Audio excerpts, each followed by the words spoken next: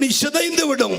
கூட்டணியில் பங்கு கேட்கிறார்கள், முறிக்கிக் கொள்கிறார்கள், வர மறுக்கிறார்கள். மடையர்களே, கலைஞருக்கு பிறகு பல தேர்தல்களில் வெற்றி பெற்று திமுக கூட்டணியை வலிமையோடு உருவாக்கி தந்திருக்கிற ஒரே தலைவர் தளபதி மு.க. ஸ்டாலின் என்ற தலைவர்.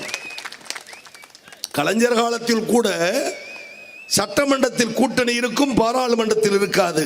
பாராளுமன்றத்தில் இருக்கும், சட்டமன்றத்தில் இருக்காது. உள்ளாட்சி தேர்தலில் கலைந்தே போய்விடும், கவலைப்பட மாட்டார் கலைஞர். ஆனால் உள்ளாட்சியிலும் சட்டமன்றத்திலும் நாடாளுமன்றத்திலும் இடைத்தேர்தலிலும் மீண்டும் 2026 அந்த கூட்டணியை கட்டி காத்த காவலரன் கலைஞர் பெற்ற பிள்ளை மு.க. ஸ்டாலின் என்று சொன்னால் எங்களை வெல்லுவதற்கு யார் அடையாளம் காட்ட முடியுமா? அன்னை சோனியா சொல்லுவார், எனது மூத்த பிள்ளை மு.க. ஸ்டாலின் என்று டெல்லியில் பாராட்டு. இவரோடு வரமாட்டார். பேசினார்கள்.